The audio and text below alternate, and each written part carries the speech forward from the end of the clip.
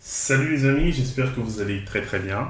Dans cette série de vidéos, je vais vous expliquer comment est-ce qu'on part d'une application avec une architecture monolithique vers une architecture à microservices. Alors nous allons déjà commencer par présenter l'application. Donc voici notre application. On a exactement trois grands modules. On a le module front-end qui nous permet d'accéder à l'application via le navigateur. On a le module de paiement qui nous permet de régler notre facture et on a également le catalogue qui nous permet de consulter l'ensemble des produits disponibles. Donc on peut considérer effectivement que nous sommes dans un restaurant et que l'on souhaite régler par exemple la facture via une application web. Et on va donc voir pas à pas comment restructurer cette application-là pour en faire des microservices. Mais dans un premier temps, on va déjà faire la méthode old way, c'est-à-dire l'ancienne méthode. Donc, on va considérer que c'est une seule application et on va la déployer sur une et une seule machine. Voilà. Donc, on va passer à la suite. Nous allons déjà commencer par déployer de l'ancienne façon notre application qui est encore sous une architecture de type monolithique. Donc, pour pouvoir l'installer, on va d'abord compiler notre application et pour la compilation, on aura besoin de Maven. Donc, on va installer Maven qui va nous permettre de builder notre application qui, pour l'instant, comme je l'ai dit, est en mode monolithique. Alors, si je reviens sur l'applicatif et vous allez voir, tac, tac. Donc, actuellement, l'application va être installée en dur et dans notre code, on a ce module-ci qui pour l'instant n'est pas découplé. Donc c'est ça en fait notre monolithe. C'est ça notre monolithe. Et là c'est le front-end qu'on a ici. Mais tout ça va être installé en dur sur la machine virtuelle. Donc ça c'est l'ancienne façon de faire du déploiement. On va installer à la dure. Donc là j'ai installé donc les prérequis. Donc là, il est en train d'installer Maven. Ensuite, je vais lancer le build de l'application. Donc là, il réalise des actions qui vont bien. Donc, on installe vraiment en dur l'application sur la machine. Ce qui va bien sûr apporter l'ensemble des problématiques que nous avons évoquées par le passé. Donc, on build.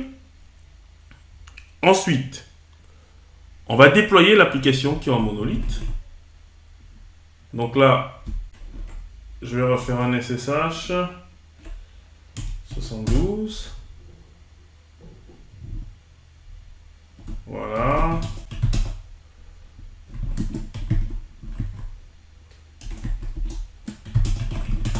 Voilà. Donc, là, l'application est toujours en cours de build. Ensuite, on va exécuter notre application lorsqu'il sera buildé. Donc là, je lance l'application et bim. Donc, où est-ce qu'il est? Voilà. Très bien. Donc, l'application est déployée et maintenant, je peux aller sur mon navigateur pour tester déjà le fonctionnement, la partie paiement et catalogue. Donc, maintenant, nous allons tenter d'accéder du coup à l'application. Et pour accéder à l'application, on va récupérer l'adresse IP de notre machine et on va déjà tenter d'accéder à la partie catalogue. C'est-à-dire, si je viens là, à nouveau sur mon schéma, là, voilà. Si je reviens sur mon schéma, donc je suis en train de tenter d'accéder à ceci, donc à l'application monolithique, pour voir déjà si elle est fonctionnelle. Bien. Maintenant, nous allons procéder au déploiement du front-end. Déploiement du front-end. Donc, pour le déploiement du front-end, on va revenir sur notre machine et on va lancer l'installation de HTTP et de PHP, qui sont en fait des serveurs web. Et c'est eux qui vont nous permettre de déployer l'interface qui nous permettra d'interagir avec notre application. Donc, le déploiement se passe normalement. Ensuite, on va copier le fichier. Donc, voici notre site internet. Et donc, nous, on va le copier pour le mettre dans le dossier qui est lié effectivement au fonctionnement de l'application. Donc, on va copier, on va vérifier.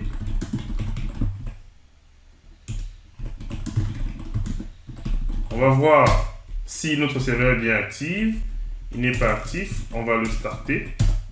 On va voir s'il est actif. Là maintenant, il est actif et on peut vérifier si notre application est bien joignable. Donc si je viens là, j'enlève le port, je tombe bien sur mon application.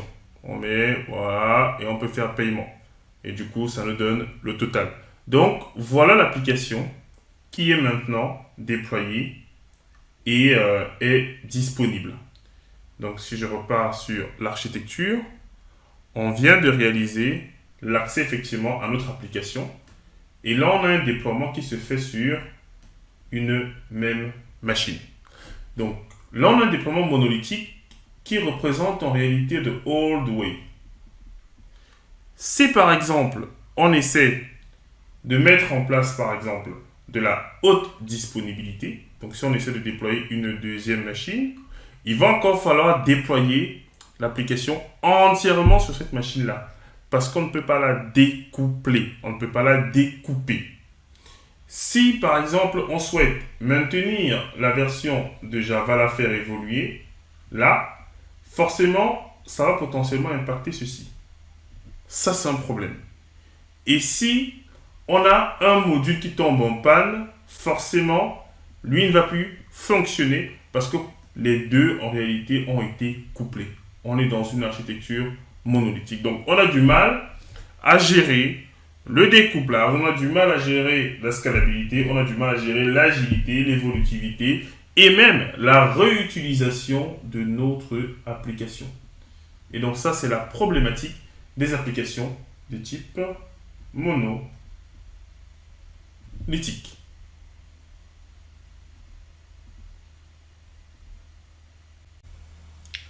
Après avoir présenté les limites d'une telle approche, nous allons maintenant passer d'une architecture mono à une architecture beaucoup plus agile, plus flexible, plus scalable, en l'occurrence une architecture microservice.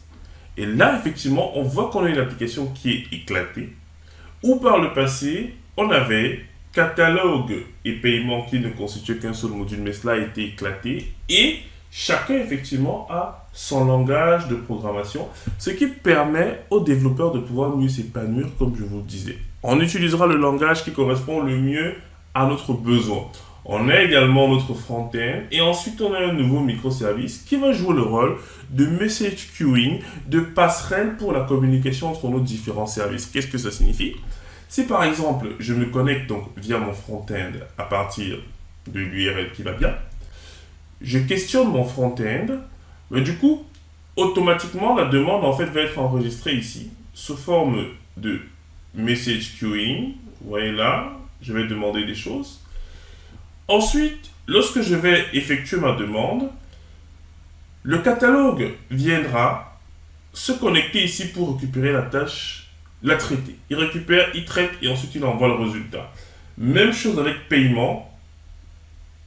Il récupère, il traite et il envoie le résultat. Ce qui signifie en réalité que là, on procède au découplage, au découpage de notre application et la communication se fait via effectivement cette notion de bus de communication. Et notre objectif, effectivement, c'est de ne pas multiplier les connexions entre nos différents microservices, mais de passer essentiellement par cet intermédiaire stratégique qui est le Service Center. Et pour réaliser le déploiement de notre microservice ou de nos microservices, nous allons utiliser Docker.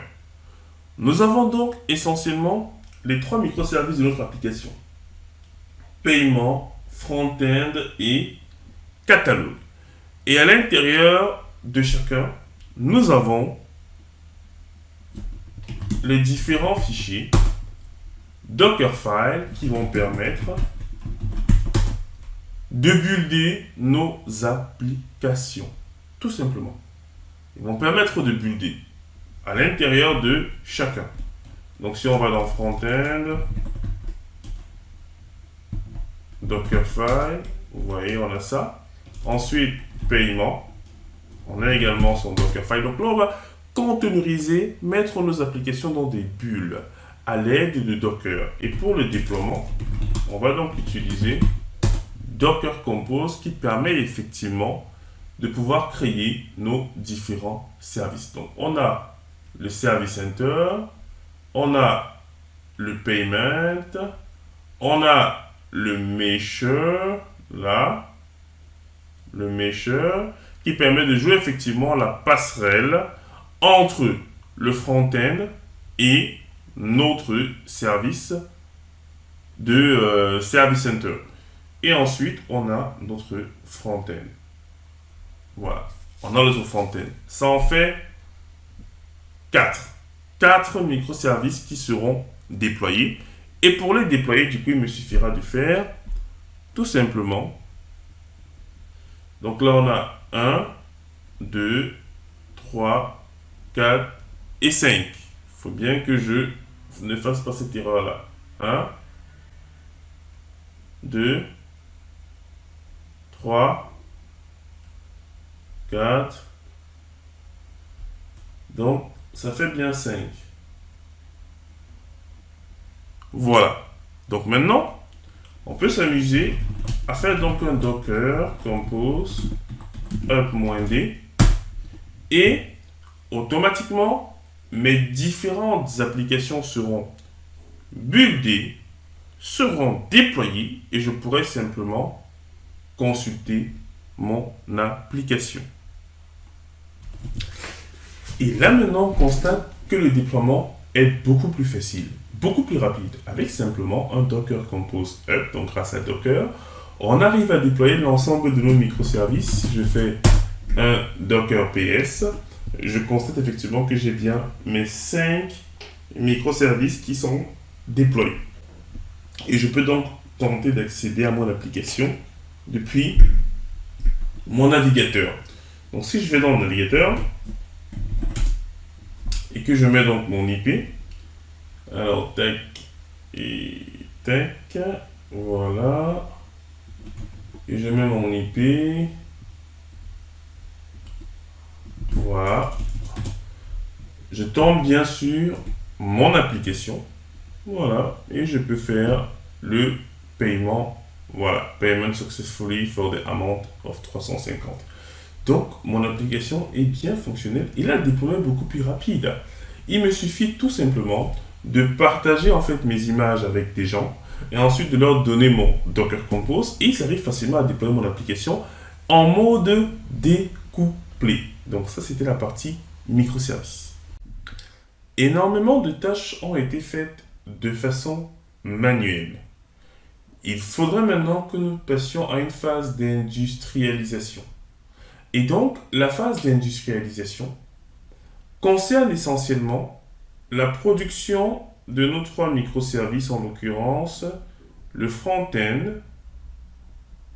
la partie paiement et le microservice catalogue. Ce sont les 3. Du coup, nous allons mettre ces 3 codes-là sur GitHub. On va les mettre sur GitHub. C'est lui qui va nous permettre de gérer l'évolutivité de notre code et pouvoir effectivement permettre à tout le monde de contribuer dessus. Et ensuite, on va utiliser donc le Docker Hub qui va nous permettre de stocker nos différentes images qu'on aura produites, le Docker Hub. Voilà. Et pour pouvoir mettre donc les différentes images ici, on va les automatiser via Jenkins.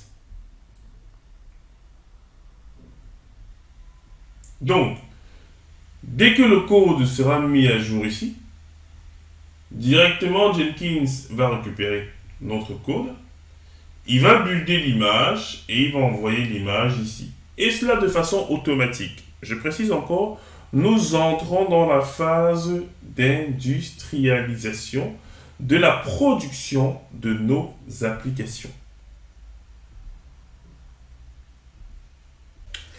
Vous vous rappelez en effet que nous avions, lorsqu'on travaillait ici, différents dossiers, catalogue, front-end et paiement.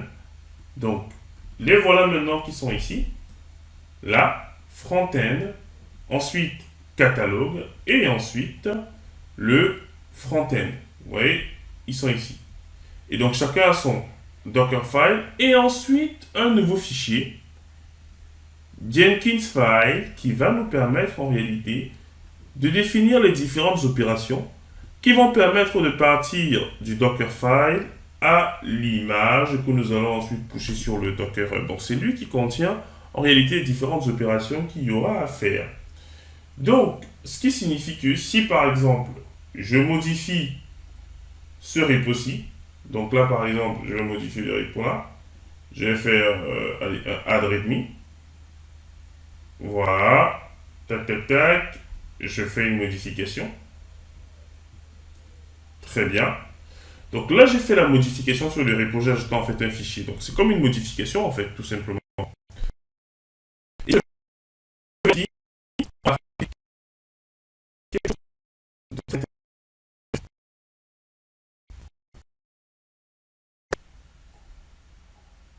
voilà. Et si je vais dans Webhook, là, Webhook, on va se rendre compte que j'ai bien, effectivement, le lien vers mon Jenkins. Il pointe, en effet, il pointe sur le Jenkins là. Il pointe sur le Jenkins ici. Donc, c'est lui qui va informer le Jenkins et on pourra donc voir ce qui va se passer. Si je reviens ici, j'actualise ma page.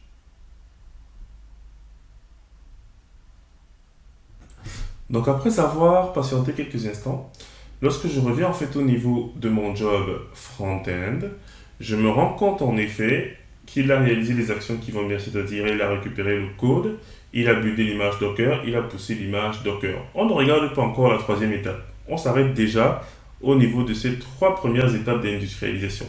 Ça veut dire qu'à chaque fois que je vais modifier le code en effet de mon application, mais du coup automatiquement il va me publier mon application. Et du coup si je reviens maintenant sur mon interface Docker Hub, vous voyez, j'ai bien une image qui s'appelle Easy Training Frontend. Ça veut dire qu'actuellement, l'industrialisation de la partie build de mon application a été automatisée. Et c'est le même principe. Regardez si j'actualise. Voilà. Donc là, j'actualise la page. Vous voyez qu'on a donc les trois. On a le catalogue, le payment, le front-end. Donc ça veut dire qu'à chaque fois que je vais modifier l'un de ces repos, vous voyez, automatiquement, chaque fois que je vais modifier l'un des repos, front-end, payment, tac, et catalogue, donc automatiquement, j'aurai effectivement l'image de microservice qui sera produit et sera ensuite pushé, et cela en continu. Maintenant, nous allons procéder à la partie déploiement. Parce qu'on a réalisé notre CI, notre code qui se trouve effectivement sur GitHub, Jenkins qui le récupère, produit l'image et publie l'image. Ensuite, une étape que nous n'avons pas vue, c'est cette étape-ci, c'est-à-dire la mise à jour des images à utiliser pour notre déploiement directement dans le repository de déploiement. Donc, maintenant, nous allons travailler sur cette partie-ci. Déploiement, CD, Continue Deployment, Continue Delivery. Donc, pour mettre cela en exergue, je vais vous montrer les repositories qui seront utilisés dans ce cadre-là. Alors, si je regarde attentivement mes différents repos, donc on a Deployment, Deployment et Deployment. Donc, on a le déploiement du catalogue, le déploiement du paiement et le déploiement du front-end.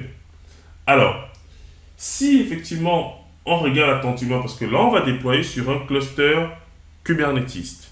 Kubernetes est un orchestrateur qui permet de déployer donc nos applications à l'échelle et de pouvoir scaler assez facilement. Et du coup, si on reste effectivement attentif, on se rendra compte que la valeur de l'image qui doit être utilisée a été mise à jour ici. C'est cette action-ci, effectivement, c'est cette action-ci qui représente en effet ce qui a été mis ici dans le schéma.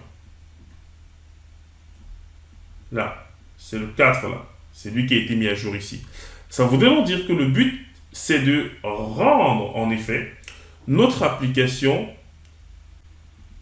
on va dire, up-to-date par rapport à ce qu'il y a en prod. Ça veut dire que lorsque je fais évoluer en passant mon image en 4, il faudra automatiquement que ce soit cette image-là qui soit déployée ici. C'est pour ça qu'il faut que je mette à jour le code de déploiement. Donc, on a le code de la partie CI et on a également le code de déploiement. Et pour le déploiement, on utilise effectivement des Helm charts qui nous permettent de déployer nos applications de façon packagée et de suivre l'évolution tout simplement de nos applications. Donc, la méthodologie du déploiement va être standardisée grâce notamment à Helm. Et pour être sûr qu'il n'y ait pas d'incohérence entre le code de notre application ou alors le code lié effectivement au déploiement de notre infrastructure et l'infrastructure en elle-même, on va utiliser Argo CD qui va donc jouer le rôle de conciliateur afin de s'assurer que ce qui est ici est bien. Nous allons maintenant réaliser la partie déploiement en continu, continue delivery. Et pour cela, nous allons utiliser Argo CD, qui est l'outillage qui va nous permettre de déployer notre application. Voici donc les 4 déploiements qu'on a. Le déploiement du catalogue, le déploiement du front-end, le déploiement du module de paiement et le déploiement du Service Center. L'interface d'Argo me permet de savoir en temps réel quel est le statut, quel est l'état de mes applications, de mes déploiements. Je peux également confirmer le namespace où mes applications sont déployées. Et je peux également voir par exemple que là je suis out of sync. Ça veut dire que mon déploiement, mon infrastructure ne matche plus avec les desiderata. Donc à ce moment-là, qu'est-ce que je dois faire? Je vais donc aller sur mon cluster déjà. Et je vais montrer, on va voir ce qu'il y a. Je vais faire un kubectl get all et namespaces. Pourquoi est-ce qu'on utilise en effet Kubernetes? C'est parce que c'est un orchestrateur qui nous permet de déployer nos applications à l'échelle. Donc actuellement, j'ai différents pods, j'ai également des services qui permettent d'exposer mon application.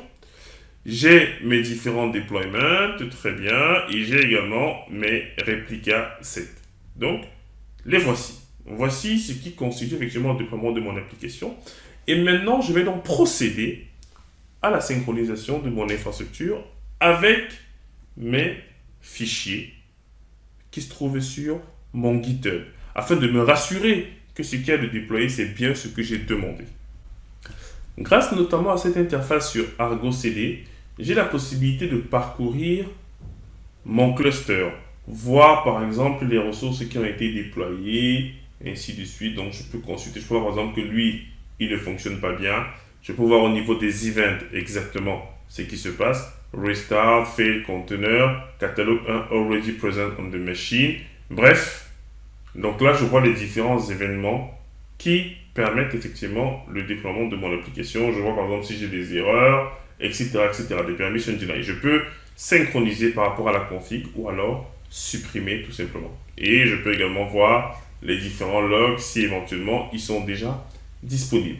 Donc, grâce effectivement à cet outil-là, j'ai la capacité de voir même les manifestes de mon application au sens Argo. Et si je viens sur mon pod par exemple, je peux voir son manifeste également qui permet son déploiement. Et je peux donc confirmer l'image qui est en cours d'utilisation. Bien. Donc, maintenant que cela est fait, je vais donc synchroniser, par exemple, mon infrastructure, donc le Service Center. Je vais faire une synchronisation. Donc là, on dit out of sync. OK. On me dit qu'il est out of sync. Très bien. Et donc maintenant, il est question pour moi que je puisse en effet le synchroniser. Pour synchroniser l'infrastructure avec les différents fichiers YAML, il me suffit tout simplement de cliquer sur Sync. Voilà. J'applique et je force également. Allez, et je fais donc Synchronize. Et vous voyez, c'est par rapport à ce code-ci qui va effectivement être synchronisé, par rapport à ce chart. C'est par rapport à ce chart qui va être synchronisé. Donc je synchronise. Voilà. OK. Donc là, il lance la synchronisation. Très bien. Ensuite, pour pouvoir me connecter à mon application, ce que je vais faire, c'est regarder le service front-end. Et si vous regardez attentivement le service front-end, vous allez voir qu'il a une external IP qui me permet en fait d'accéder à mon application. Donc, si je viens là, je récupère. Vous voyez que là maintenant, il est synchronisé. Et si je récupère donc l'URL, je viens là, hop, vous voyez, j'ai bien mon application qui est fonctionnelle. J'ai bien mon application qui est fonctionnelle. Donc là, on est bon. Le déploiement, c'est bien fait.